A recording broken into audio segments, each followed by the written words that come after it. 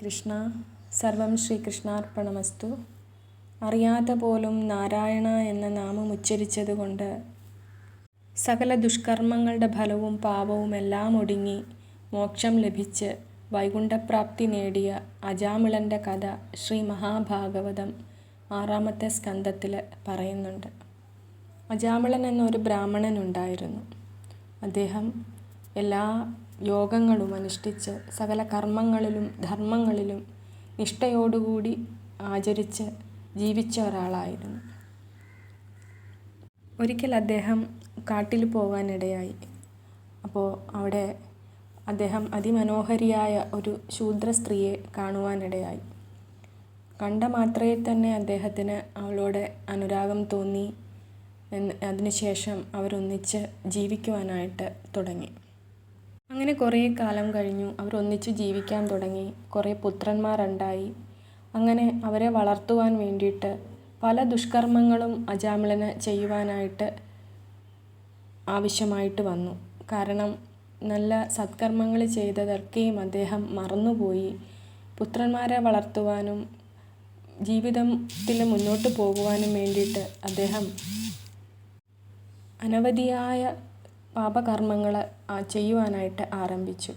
മത്സ്യമാംസാദികൾ പിന്നെ സംഭരിച്ച് മക്കൾക്ക് കൊണ്ട് കൊടുക്കുകയും അദ്ദേഹം ഭക്ഷിക്കുകയും ചെയ്തു.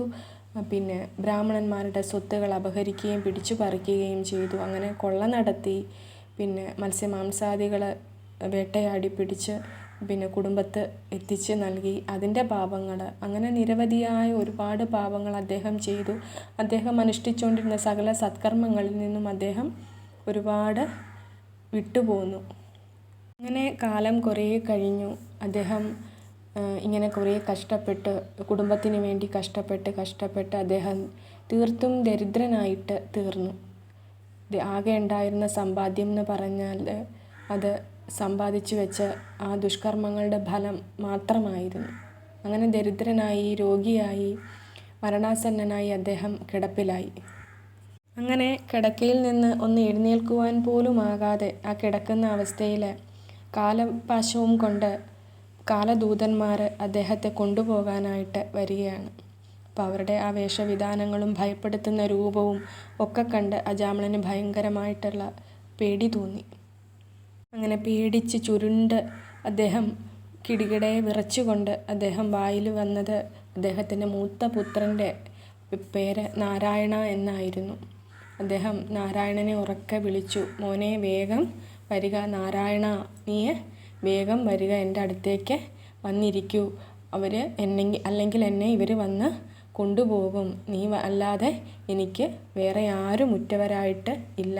നാരായണ നീ അതുകൊണ്ട് വേഗം എന്നെ രക്ഷിക്കുവാനായിട്ട് വന്നാലും നാരായണ എന്ന് അവിടെ കിടന്ന് അദ്ദേഹം ഉറക്കെ വിളിച്ച് കരഞ്ഞു. അജാമിളൻ ആ സമയത്ത് ഭഗവാനെ ചിന്തിച്ചിട്ടല്ല നാരായണ എന്ന് വിളിച്ചത്. അദ്ദേഹത്തിൻ്റെ മകനെയാണ് നാരായണ എന്ന് വിളിച്ചത്. എങ്കിൽ പോലും മുൻകാലങ്ങളിൽ അദ്ദേഹം ഭഗവാനെ വിളിച്ചിരുന്നു, നന്നായി ഭഗവാനെ ആരാധിച്ചിരുന്നു. ആ ഒരു പുണ്യം അദ്ദേഹത്തിന് ഉണ്ട്.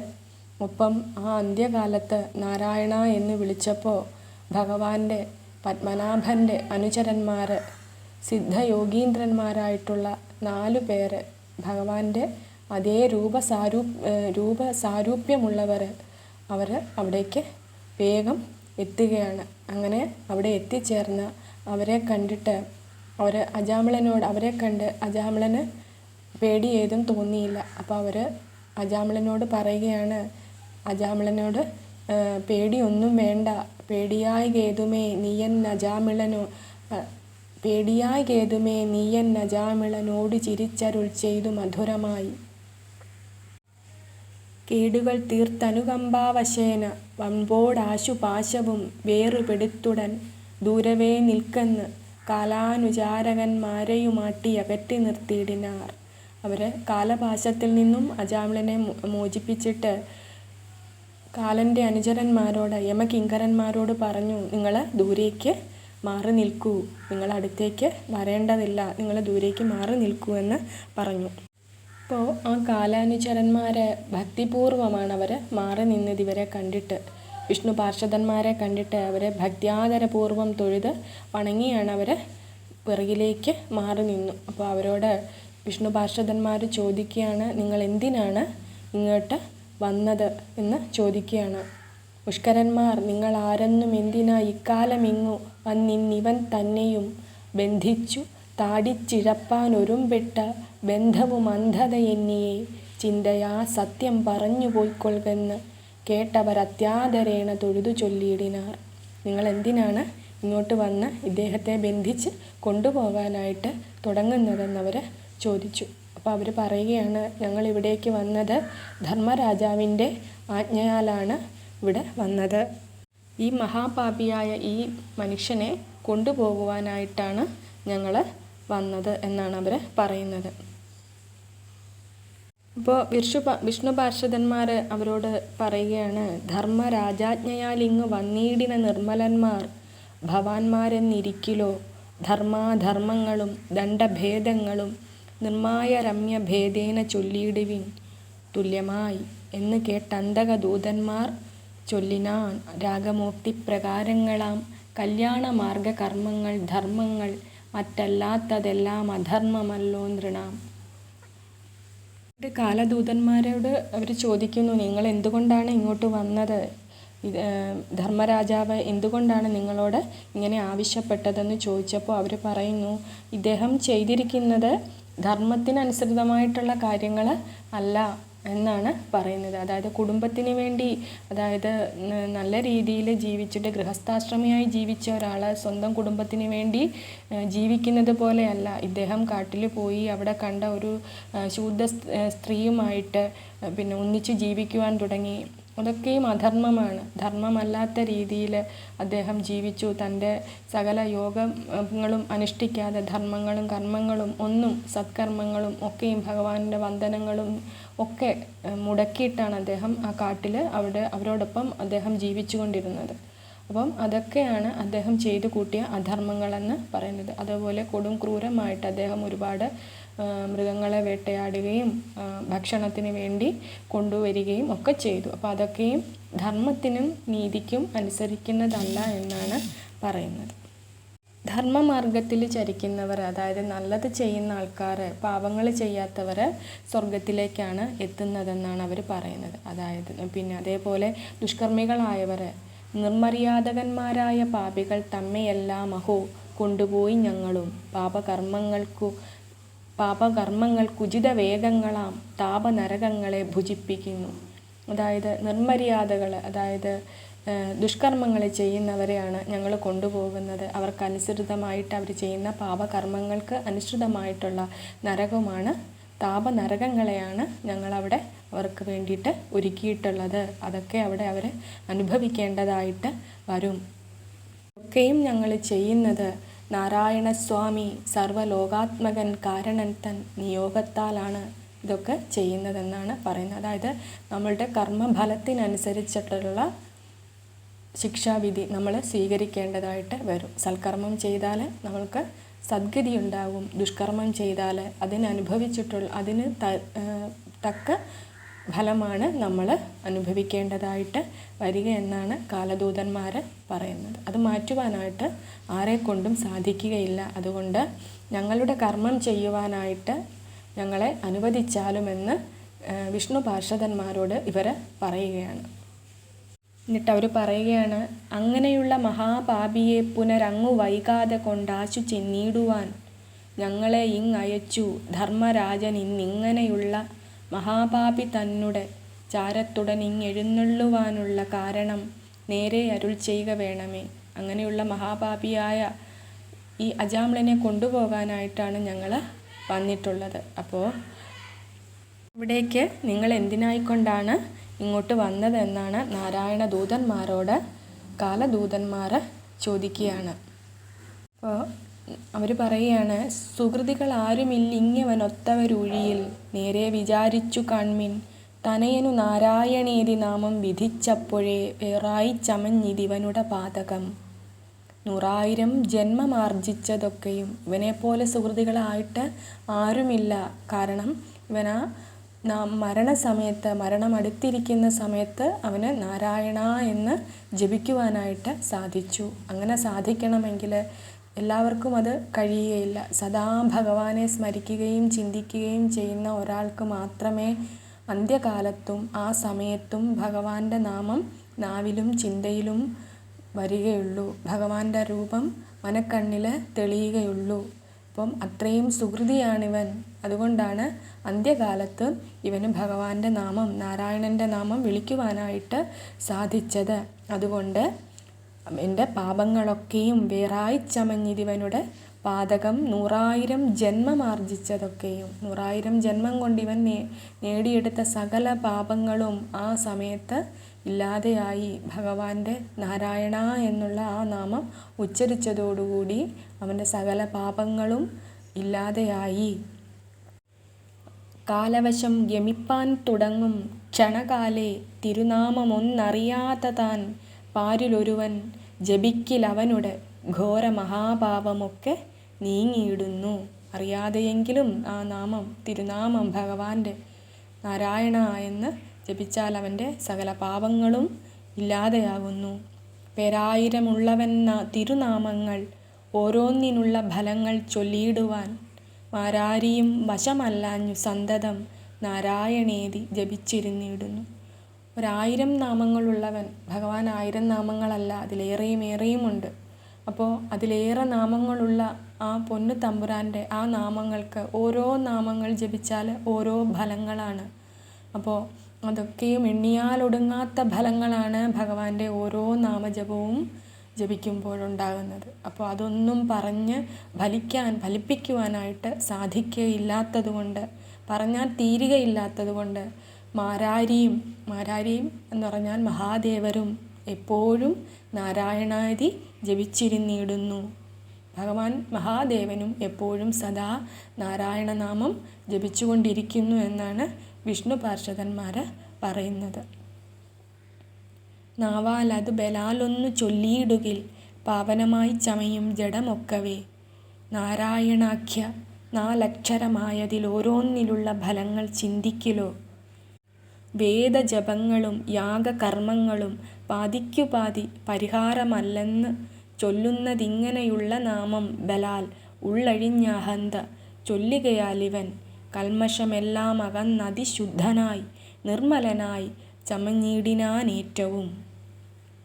അതായത് വേദകർമ്മങ്ങളും ജപങ്ങളും ഒക്കെ നമ്മൾ വേദജപങ്ങളും യാഗകർമ്മങ്ങളും ഒക്കെ ചെയ്യുന്നതിനേക്കാട്ടിലും നമുക്ക് ഫലമാണ് ഭഗവാന്റെ തിരുനാമം ഉച്ചരിക്കുകയാണെങ്കിൽ. അതായത് അത് തിരുനാമം ഉച്ചരിക്കുമ്പോൾ നമ്മുടെ ശരീരവും ആത്മാവും ഒക്കെയും പാവനമായി തീരും, പരിശുദ്ധമായി തീരുമെന്നാണ് പറയുന്നത്. നമ്മുടെ കൽമഷമെല്ലാം അകന്ന്, നമ്മളുടെ സകല പാപങ്ങളും അകന്ന്, വിഷമങ്ങളും ദുഃഖങ്ങളും ദുരിതങ്ങളും എല്ലാം അകന്ന് നമ്മൾ ശുദ്ധനായിട്ട് നിർമ്മലമായിട്ട് നമ്മളുടെ ആത്മാവും ശരീരവും തീരും എന്നാണ് പറയുന്നത്. അത് നാരായണ എന്ന ആ ഒരു 4 അക്ഷരം ജപിച്ചാൽ മാത്രം മതി എന്നാണ് പറയുന്നത്.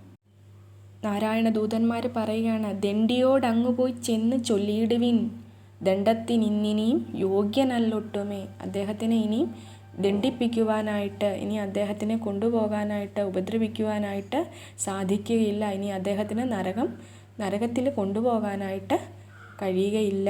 കാരണം അദ്ദേഹം സുഹൃതിയായിട്ട് തീർന്നു, അദ്ദേഹത്തിൻ്റെ സകല പാപങ്ങളും തീർന്നു കഴിഞ്ഞു എന്ന് അവിടെ ചെന്ന് യമരാജാവിനോട്, ധർമ്മരാജാവിനോട് പറഞ്ഞാലും എന്നാണ് നാരായണ ദൂതന്മാർ പറയുന്നത്. പല ദൂതന്മാർ പറയുകയാണ്, ഞങ്ങൾ എന്തെങ്കിലും തെറ്റ് ചെയ്തു പോയിട്ടുണ്ടെങ്കിൽ ഞങ്ങളോട് അവിടുന്ന് ക്ഷമിച്ചു കൊള്ളണമേ എന്ന് പറഞ്ഞ് അവർ തൊഴുത് വിടവാങ്ങി പോവുകയാണ്. അവർ വേഗം, ആരാണ് ആദ്യം പോയി അജാമിളൻ്റെ കഥ യമരാജാവിനോട് പറയുക, ഞാനാണ് പോയി ആദ്യം പറയുക, ഞാനാണ് പോയിട്ട് ആദ്യം പറയുക എന്ന് വിചാരിച്ചിട്ട് അവർ ഓരോരുത്തരും വേഗം യമരാജാവിൻ്റെ അടുത്തേക്ക് പാഞ്ഞ് പോയി. കാലപുരി ലക്ഷ്യമാക്കിയിട്ട് അവരെല്ലാവരും വേഗം പോയി എന്നാണ് പറയുന്നത്. അതിനുശേഷം വിഷ്ണു പാർഷദന്മാർ അജാമിളന് പേടി കൊണ്ടുണ്ടായ സകല ബന്ധനങ്ങളും അഴിച്ച് മാറ്റുകയാണ്. എന്നിട്ട് അവരെ കണ്ട് അജാമിളന് ഭക്തി പുരസ്പരം പിന്നെ വണങ്ങുകയാണ് അവരെങ്ങനെയുള്ളവരായിരുന്നു എന്നുള്ളതാണ് പറയുന്നത്. അവർ ജഗൽപതിക്കിഷ്ട സാരൂപ്യവാന്മാരായിരുന്നു. മകുടങ്ങളും മുഗ്ധാളകങ്ങളും ഊർധ്വപുണ്ഡ്രങ്ങളും സ്നിഗ്ധകടാക്ഷ വിലാസാനനങ്ങളും ചാരുമകര മഹാമണി കുണ്ടല പ്രേരിത നിർമ്മല ഗണ്ഡസ്ഥലങ്ങളും ഗ്രീവാസുശോഭകളും കൗസ്തുഭങ്ങളും ശ്രീവത്സവക്ഷസ്സുകൾ തൃക്കരങ്ങളും ശംഖചക്രാബ്ജഗദാദ്യായുധങ്ങളും പങ്കജ സംഭവനാഭിസരോജവും പീതാംബരങ്ങളും പാദാംബുജങ്ങളും പൂതപുരാതന പുണ്യാകൃതികളും പ്രീതി പൊഴിഞ്ഞ മുഖകമലങ്ങളും ഭീതിയൊഴുകുന്ന വാണിമേളങ്ങളും കണ്ടു തിരുനാമ മാഹാത്മ്യവും കേട്ടു കൊണ്ടകമേ വളർന്നുണ്ടായ വിസ്മയാൽ പണ്ടുതാൻ ചെയ്ത മഹാദുരിതങ്ങളും ഇണ്ടൽ കലർന്നതിനുള്ള ഫലങ്ങളും കൊണ്ടൽ നേർ വർണ്ണൻ മഹിമ പ്രഭാവവും കണ്ടുകണ്ടാനന്ദമുൾക്കൊണ്ടു സാമ്പ്രതം നല്ലതെനിക്കിനി എന്തെന്നവരോടു മെല്ലവേ ചോദിച്ചു കൊള്ളേണമെന്നവൻ കല്യാണദേവതാ കാമുകൻ തന്നെയും ഉള്ളിൽ സ്മരിച്ചുറപ്പിച്ചു തൊഴുതുടൻ. അപ്പം കല്യാണദേവതാ കാമുകൻ ആരാണ്? മഹാലക്ഷ്മിയുടെ പതിയായ മഹാവിഷ്ണു ഭഗവാനെ നാരായണനെ മനസ്സിലുറപ്പിച്ച്, ആ രൂപം നന്നായി മനസ്സിലുറപ്പിച്ച് അദ്ദേഹം വിഷ്ണു പാർഷദന്മാരോട് യാചിക്കുകയാണ്, ഇനി എനിക്കെന്താണ് ഒരു സദ്ഗതി ഉണ്ടാകുവാനായിട്ട് ഞാൻ ചെയ്യേണ്ടത് എന്നാണ് ചോദിക്കുന്നത്. ആ വിഷ്ണു പാർഷദന്മാരെ എങ്ങനെയുള്ളവരായിട്ട് ആയിരുന്നെന്നാണ്. ഭഗവാന്റെ കൂട്ട് തിളക്കമേറിയ കിരീടവും അളകങ്ങളും എപ്പോഴും നല്ല വാക്കുകൾ പറയുന്ന, പേടി വേണ്ട എന്ന് പറയുന്ന, കാരുണ്യത്തോട് പറയുന്ന ആ നല്ല മുഖകമലങ്ങളോട് കൂടിയവരായിരുന്നു. പിന്നെ ശ്രീവത്സം മാറിൽ ധരിച്ചവരായിരുന്നു, കൗസ്തുഭരത്നം അണിഞ്ഞവരായിരുന്നു, ശംഖ് ചക്ര ഗദാ പത്മധാരികളായിരുന്നു, പീതാംബരധാരികളായിരുന്നു. അങ്ങനെ ഭഗവാനുമായിട്ട് സാരൂപ്യം ചേർന്ന അവരോട്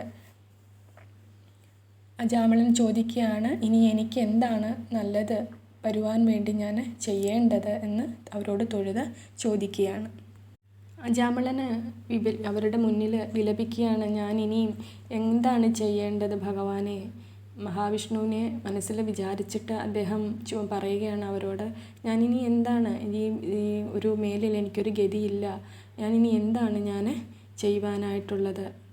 എൻ്റെ കഴുത്തിൽ പാശം മുറുകിയപ്പോൾ അറിയാതെ പോലും ഞാൻ ആ പുത്രൻ്റെ നാമം വീണപ്പോൾ ആ ദുരിതമാകുന്ന മഹാസാഗരത്തിൽ നിന്നും എന്നെ രക്ഷിക്കുവാനായിട്ട് ഭഗവാനെ നിൻ്റെ ആ നാമം മാത്രമേ എനിക്ക് ഉണ്ടായിരുന്നുള്ളൂ. നിൻ്റെ ആ മായാവികൃതികളൊന്നും, പിന്നെ നിന്നുടെ മായാവികൃതികളൊക്കെയും നിന്നാൽ അരുതാത്തതില്ലൊരു വസ്തുവും, അതായത് ഒരു വസ്തുവിലും നിൻ്റെ മായ അടങ്ങാത്തതില്ല, എല്ലാം നിൻ്റെ മായയിലായിട്ട് ചേർന്നിരിക്കുന്നതാണ്. സർവവും നിന്നുടെ മായയത്രേ ജഗൽ സർവൈക നായക, കണ്ടതും കേട്ടതും ഒക്കെയും നിന്നുടെ മായയാണ് എന്ന് എനിക്ക് അറിയാം ഭഗവാനെ, സർവം എനിക്കറിയാം. എങ്കിലിങ്ങനെ സർവേശ കാട്ടിയത് അത്ഭുതമെത്രയും ഒക്കെയും എനിക്കറിയാമെങ്കിലും അവിടുന്ന് എന്നോട് കാണിച്ചത് അത് അത്ഭുതമായി പോയി.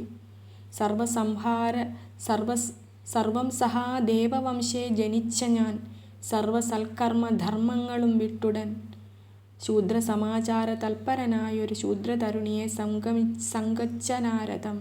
അതായത് തൻ്റെ തെറ്റുകൾ അദ്ദേഹം ഓർക്കുകയാണ് അവിടെ കിടന്നുകൊണ്ട്. ഒരു ബ്രാഹ്മണ വംശത്തിൽ ജനിച്ചിട്ട് ഞാൻ ഒരു ശൂദ്ര സ്ത്രീയുമായിട്ട് ജീവിച്ച് എൻ്റെ സകല നന്മകളെയും ഞാൻ ഇല്ലാതെയാക്കി എന്നാണ് പറയുകയാണ്. അങ്ങനെ വിഷ്ണു പാർഷദന്മാർ അദ്ദേഹത്തെ പിന്നെ അനുഗ്രഹിച്ചിട്ട് അവിടെ നിന്നും ആ സമയത്ത് മടങ്ങിപ്പോയി. അജാമിളന് ചിന്തിക്കുകയാണ്, തെക്ത്വാ ജനിമൃതി ദുഃഖമൊഴിപ്പതിനച്യുതൻ തങ്കൽ സമർപ്പിച്ചഖിലവും വിശ്വസിച്ചിത്രിലോകീശം ജഗന്മയം ശശ്വൽ പരബ്രഹ്മരമ്യം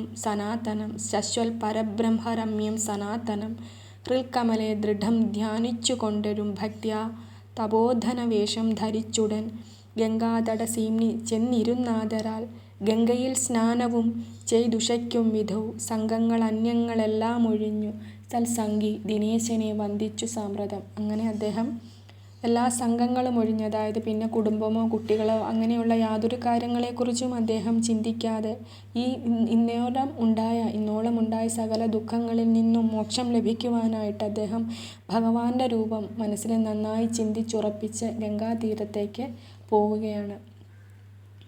ഭഗവാനെ ധ്യാനിക്കുകയാണ്. സന്നിധാനേന പരാപരമവ്യയം സച്ചിന്മയം സകലാശ്രയമീശ്വരം ദിവ്യജനഹൃദയസ്ഥമനാമയം ഹാരകിരീട കടകാങ്കദാങ്കുലീയോരു മകരമഹാമണികുണ്ടലം ചാരു ചതുർഭുജാലങ്കൃത ശംഖചക്രാരവിന്ദാദി സർവായുധസമൃതം പീതാംബരം പത്മനാഭം നിഗമാന്തപാദാർത്ഥസംഗ്രഹപാദാംബുജം പരം ശ്രീവത്സവക്ഷസം ശ്രീധരം ഭൂധരം ശ്രീവാസുദേവമനന്തമലേപകം നാമരൂപാകാരഹീനമഗോചരം വ്യോമവദ്വ്യാപ്തമഖിലചൈതന്യകം മായാമയം പരമാനന്ദവിഗ്രഹം കായാമലപ്രഭം ധ്യാനിച്ചനുദിനം താനും ഭഗവാനുമൊന്നായി ചമഞ്ഞു നിത്യാനന്ദ സാരൂപ്യഭാവേന സന്തതം മേവീടിനാൻ. അങ്ങനെ ഭഗവാനെ അദ്ദേഹം ചിന്തിച്ച്, നമുക്കറിയാം ഭഗവാന്റെ രൂപം ധ്യാനിക്കുന്നവർക്കൊക്കെയും അറിയാം. ഭഗവാന്റെ രൂപം നാരായണീയം ദശകം 2 പറയുന്നുണ്ട്. സൂര്യസ്പർദ്ധി കിരീടമൂർധതിലക പ്രോദ്ഭാസി ഭാലാന്തരം കാരുണ്യാകുലനേത്രമാർദ്രഹസിതോല്ലാസം സുനാസാപുടം ഗണ്ഡോദ്യന്മകരാഭകുണ്ടലയുഗം കണ്ഠോജ്വലത് കൗസ്തുഭം ത്വദ്രൂപം വനമാല്യഹാരപടല ശ്രീവത്സദീപ്രം ഭജേ. അങ്ങനെ ഭഗവാനെ അദ്ദേഹം അങ്ങനെയാണ് ധ്യാനിച്ചത്. അതായത് 1000 സൂര്യചന്ദ്രന്മാരുടെ പ്രഭയെ വെല്ലുന്ന വിധത്തിൽ അത്രയും അതിനേക്കാളുപരി തിളക്കമുള്ള കിരീടശോഭയോടും കൂടി, അതേപോലെ മിന്നുന്ന നെറ്റിത്തടവും അവിടുത്തെ തൊടുകുറിയും ഗോപിക്കുറിയും ഭഗവാന്റെ ആ നെറ്റിത്തടത്തിലേക്ക് വീണ് കിടക്കുന്ന ആ അളകങ്ങളും അഴകേറിയ ആ അളകങ്ങളും വളരെ കറുകറുത്ത നിറമുള്ള ആ പുരികക്കൊടികളും പിന്നെ കരുണാർദ്രമായ കണ്ണുകളും മനോഹരമായ ഉയർന്ന നാസികയും കാരുണ്യമേറുന്ന ആ പുഞ്ചിരിയും ആ മുഖാരവിന്ദവും മകരകുണ്ടലങ്ങളുടെ ശോഭ കൊണ്ട് മിന്നുന്ന കവിൾത്തടങ്ങളും ശ്രീവത്സം ധരിച്ച ആ ഭഗവാന്റെ തിരുമാറും കൗസ്തുഭരത്നത്താൽ അലങ്കൃതമായ കഴുത്തും മുട്ടോളമെത്തുന്ന നീണ്ട ബാഹുക്കളിൽ ശംഖും ചക്രം ഗദ പത്മം ധരിച്ച ആ ഭഗവാനെ, ആ പീതാംബരം ധരിച്ച ആ പൊന്നു തമ്പുരാനെ, ശ്രീ ഗുരുവായൂരപ്പനെ അദ്ദേഹത്തിൻ്റെ പാദകമലങ്ങളിൽ നിത്യവും അദ്ദേഹം മനസ്സുകൊണ്ട് 1000 പൂക്കൾ അർപ്പിച്ചുകൊണ്ട് അജാമിളനെ ഭഗവാനെ നിരന്തരം ധ്യാനിച്ചുകൊണ്ടേയിരുന്നു. അങ്ങനെ ധ്യാനിച്ച് അദ്ദേഹത്തിന് ഭഗവാന്റെ സാരൂപ്യം ലഭിക്കുകയാണ്. അതായത് ഭഗവാനെ പോലെ തന്നെ അദ്ദേഹം ആയിത്തീർന്നു. അന്തരംഗം പരിശുദ്ധമായിട്ട് തീർന്നു. സകല കൽമഷങ്ങളും ഇല്ലാതെയായി അദ്ദേഹത്തിൻ്റെ അന്തരംഗം പരിശുദ്ധമായിട്ട് തീർന്നു. ആ സമയത്ത് വീണ്ടും വിഷ്ണു പാർഷദന്മാർ തേരുമായിട്ട് വരികയാണ്. അജാമിളനെ സ്വർഗത്തിലേക്ക് കൂട്ടിക്കൊണ്ടു പോവുകയാണ്. അതായത് അവരെപ്പോലെ തന്നെ അജാമിളനും വിഷ്ണു സാരൂപ്യം ലഭിച്ചു. അറിയാതെ പോലും നാരായണ എന്ന് നാമം ജപിച്ചപ്പോൾ അജാമിളന് ഇത്രയും പുണ്യം കിട്ടിയെങ്കിൽ നമുക്കൊക്കെയും ഭഗവാന്റെ ആ അനുഗ്രഹം നേടിയെടുക്കുവാനായിട്ട് നാമം ജപിക്കണം. ഭഗവാനെ നാരായണ, ഏത് കർമ്മം ചെയ്യുമ്പോഴും അതൊക്കെയും ഭഗവാന് സമർപ്പിച്ച് നാവൊഴിയാതെ നാരായണ നാരായണ നാരായണ എന്ന് ജപിക്കുവാനായിട്ട് ഏവർക്കും കഴിയട്ടെ. അങ്ങനെ ഭഗവാൻ പൊന്നു ഗുരുവായൂരപ്പൻ്റെ അനുഗ്രഹം എല്ലാവരിലും ഉണ്ടാകട്ടെ എന്ന് ആഗ്രഹിക്കുന്നു. ഹരേ നാരായണ, ഹരേ ഗുരുവായൂരപ്പ, ശ്രീ ഹരേ നമ, ശ്രീ ഹരേ നമ, ശ്രീ ഹരേ